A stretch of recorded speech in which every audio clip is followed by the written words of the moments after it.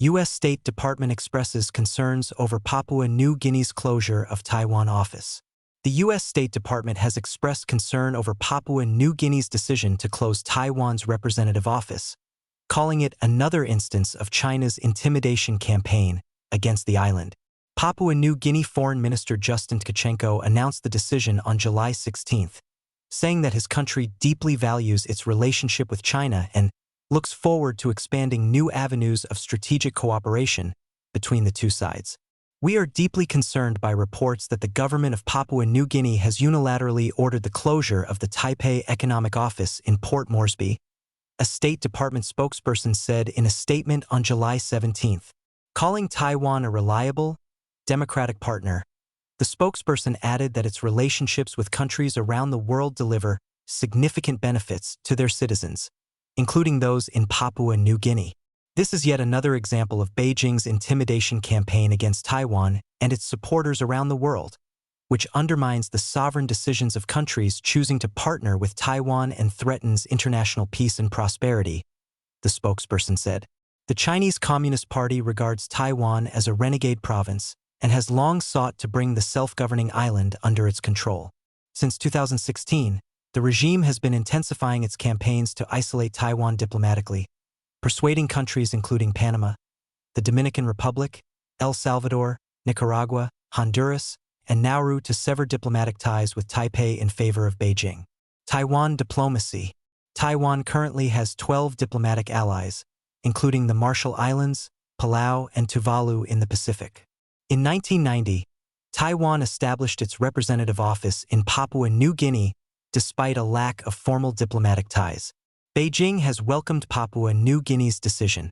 During a daily briefing on July 16, a spokesperson for the CCP's foreign ministry applauded the Pacific nation for upholding its One China principle. Many countries, including the United States, adhere to a One China policy, acknowledging that there is only one sovereign state called China, while not endorsing China's claim of sovereignty over Taiwan. That differs from Beijing's One China principle, under which it claims Taiwan as part of its territory, a position rejected by Taipei. In Taiwan, Vice President Xiao Baikim described the island's diplomatic situation as extremely difficult, while speaking to reporters on July 17. China is constantly suppressing our ability to survive and limiting our opportunities to expand our international presence, Xiao said. So this is certainly a setback.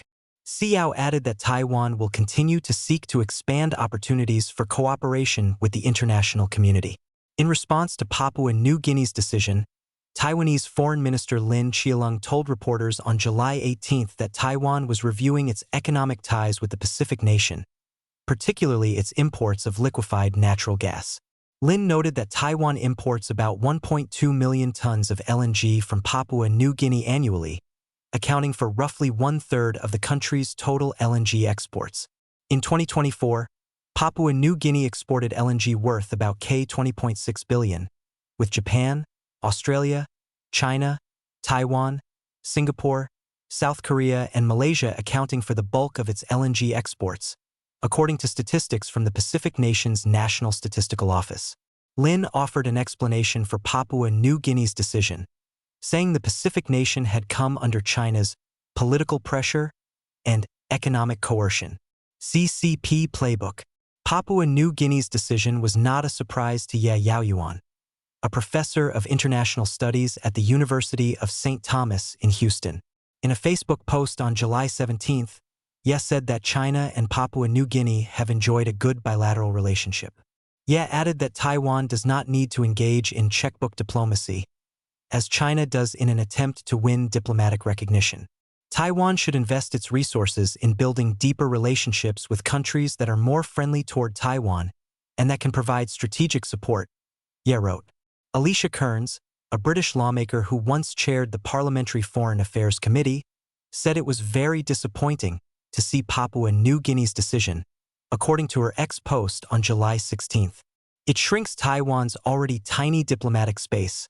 Isolating Taipei is vital to Chinese Communist Party, Kearns wrote. Papua New Guinea's decision was also a reflection of the CCP's strategy, Kearns added. It shows the CCP playbook working, Economic dependence creates political compliance. No troops needed, Kearns stated. It signals cash-strapped countries will be captured by debt entrapment. In 2018, Papua New Guinea signed up to the CCP's Belt and Road Initiative, a foreign policy that aims at building up geopolitical clout by financing infrastructure projects throughout Southeast Asia, Africa, and Europe. In 2023, Papua New Guinea's Prime Minister James Marape met with Chinese leader Xi Jinping in China.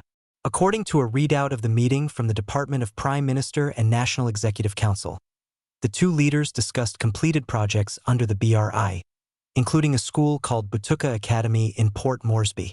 China also agreed to provide 100 million yuan in funding for mutually agreed projects under the BRI, according to the readout.